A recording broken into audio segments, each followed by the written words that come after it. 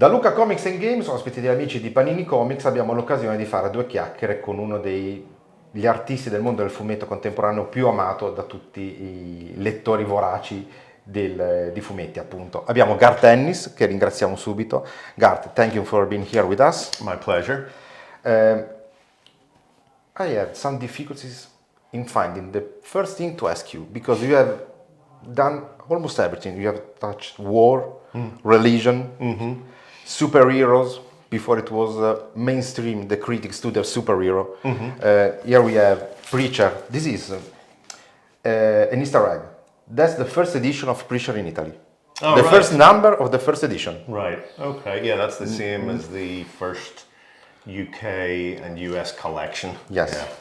E proprio, stavo dicendo proprio adesso a Gar che questa è la prima edizione italiana di Preacher, and maybe you know this name? Oh, I know that name. This is Welcome Back Frank. Yeah.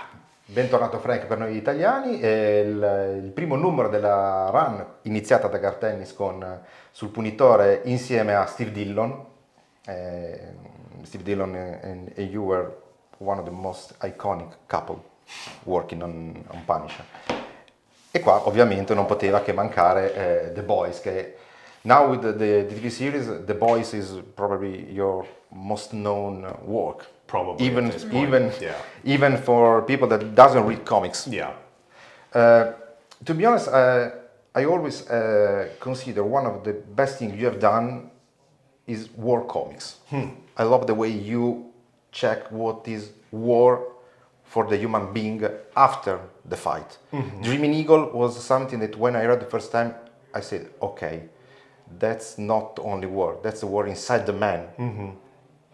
Yeah, I mean, I'm glad you mentioned war comics because it really is my favorite genre to work in. I think there's something about what happens in real life that I've always found much more interesting than fantasy.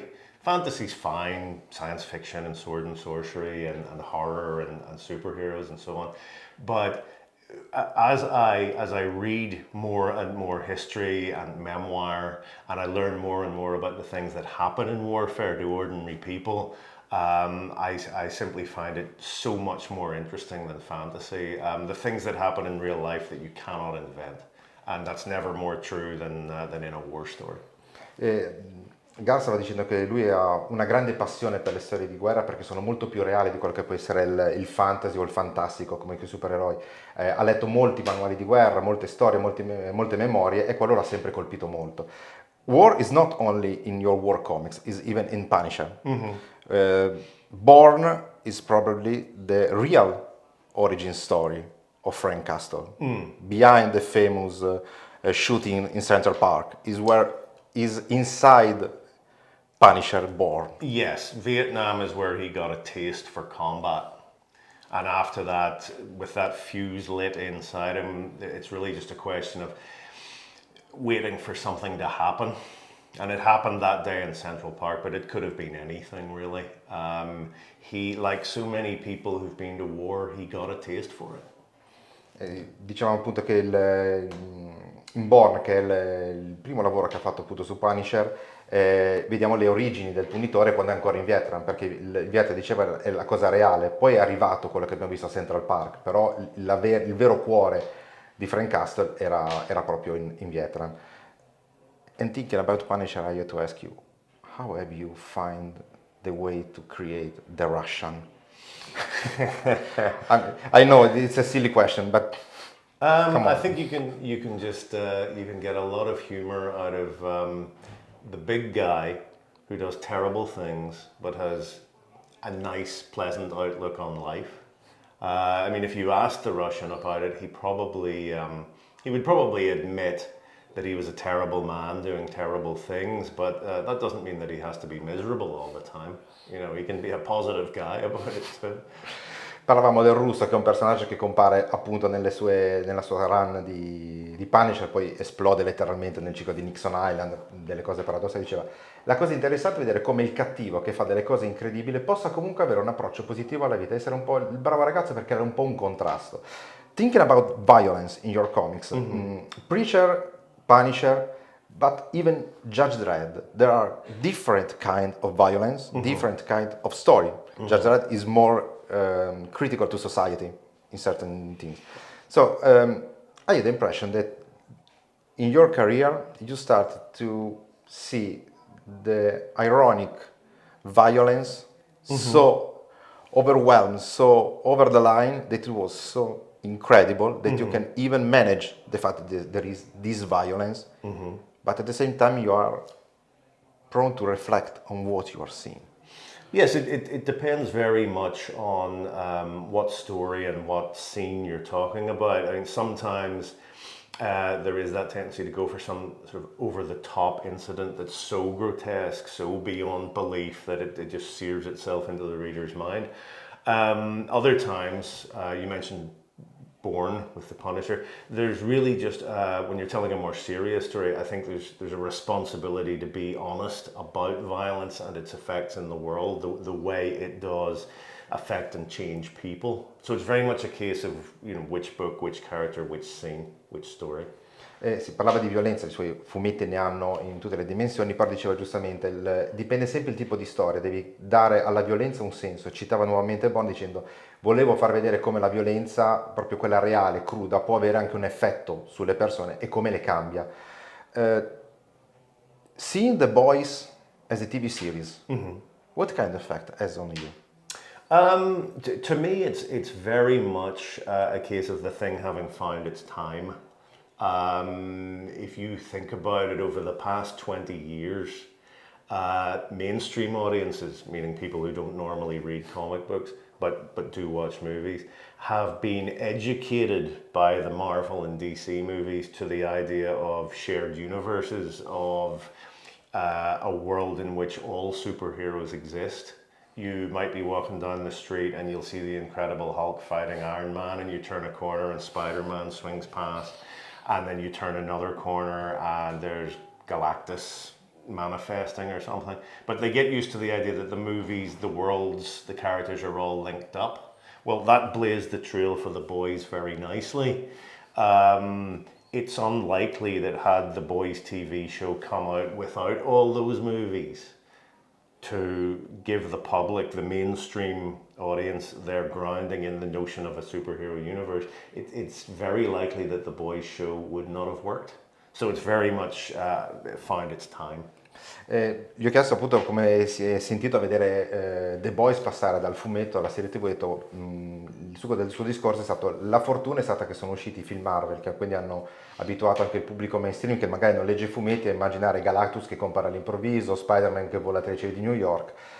Con The Boys hanno il modo di vedere il supereroe proiettato da un altro aspetto, quindi non è più il supereroe estremamente buono che comunque domina, è il supereroe visto da una prospettiva completamente diversa, e quindi anche un cambio di prospettiva importante che può essere fatto adesso nel mainstream della serialità, proprio perché il Marvel Cinematic Universe ha dato un po' un'educazione agli spettatori che adesso lo stanno vivendo. How much has changed the world of comics during your career? The perception of the public? I think I can really only answer for the UK and the US. I mean, I'm not that aware of what it's like here in Italy and in other European countries, but we have really yet to make that breakthrough. That it seemed to me that the work of people like Alan Moore and Frank Miller and so on seemed to herald back in the 80s. We're still seen as niche. We're still looked down on by many other parts of the culture. You do get, as I said in my previous answer, a mainstream audience used to the idea of superheroes, but that doesn't mean that they're going out and reading the comics. Many of them will just watch the movies and forget them. Yeah. And so we are still at a point where we're waiting to make that breakthrough to be accepted in the way that film, TV, novels, plays, and so on have been for so long. And that's something that I cannot come to the idea, because I'm thinking about Eisner, Spiegelman. There are a lot of comics artists that have shown how comics could be culture. Yeah. and even if we see the boys or preacher or punisher as a grammatic in their inside that show how comics can be. Stan Lee usually say Marvel is the world outside the windows. Yeah. Comics are the world outside the windows. They have different key to understand what you are reading. It's true. At the same time, though, sometimes I feel that in comics we do ourselves very few favors because, okay, you might have The Boys and Preacher and Punisher, and you might have Mao's terrific work and the work of Will Eisner and Peter Bagge and Paul Chadwick and so many great people, but the vast majority of the output of the mainstream companies is still regular bog standard superheroes. And I mean superheroes without a twist, without irony. The backbone of the industry is still material, sadly, that mainstream culture finds it easy to dismiss. Yeah.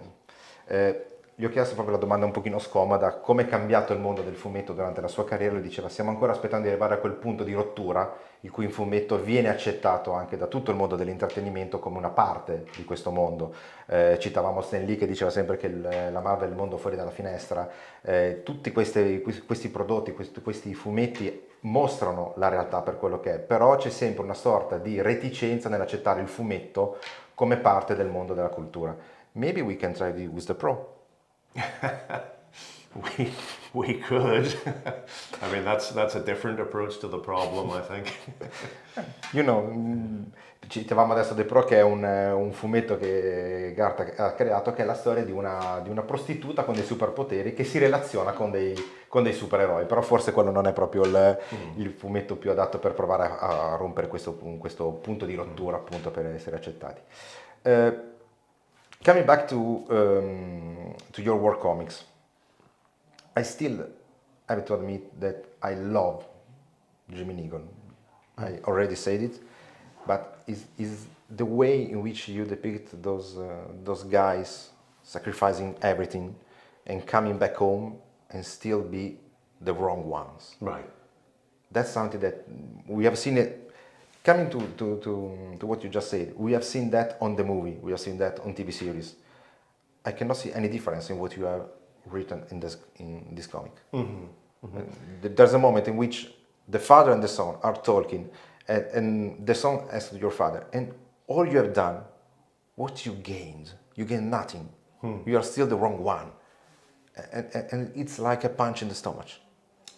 Yeah, I mean, it is sadly the experience of so many black servicemen who served America in World War II. Not just then, the same thing happened to the soldiers, the Harlem Hellfighters who fought in World War I, and to so many black servicemen who served in Vietnam.